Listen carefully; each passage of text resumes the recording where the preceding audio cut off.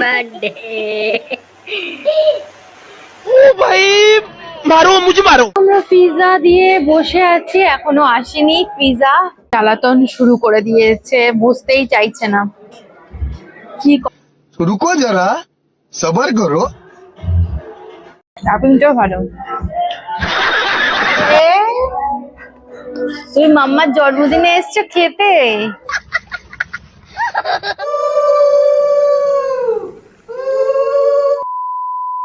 Hello guys, তো big welcome back to my channel. আজকে আমি আমার জন্মদিনে যাচ্ছি রেস্টুরেন্টে খেতে।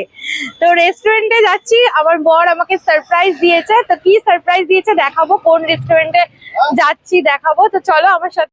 বর আর আমার মেয়ে যাচ্ছি আগে আগে হেঁটে হেঁটে।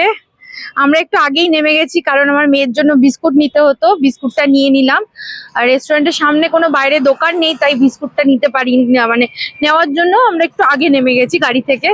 তো চলো ঢুকছি এখন। ওয়াও, আমরা এখন উনোতে চলে এসেছি। মেয়ে দাঁড়িয়ে আছে। কি করছো তুমি? কি করছো কি করছো কি করছো? উনোতে, উনো কোথায় জানো? স্বভূমিতে উনো রেস্টুরেন্টে। খুবই সুন্দর রেস্টুরেন্টের অ্যাম্বিয়েন্সটা, দারুণ দারুণ।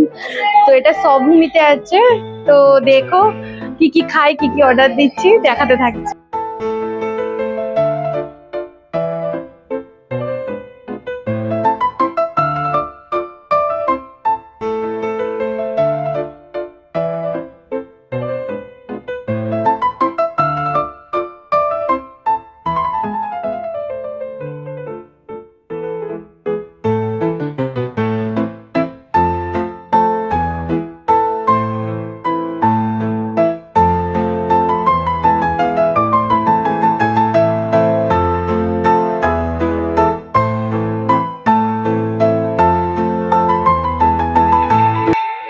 আমার মেয়ে বাবার সাথে খেলতে একদম রেডি।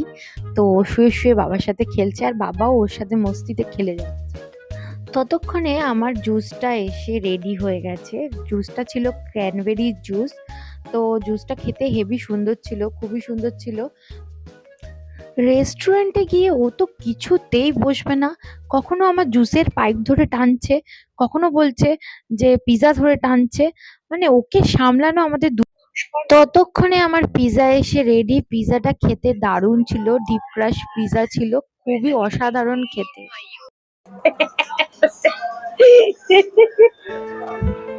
এ বাবা, লেবু কে নিল?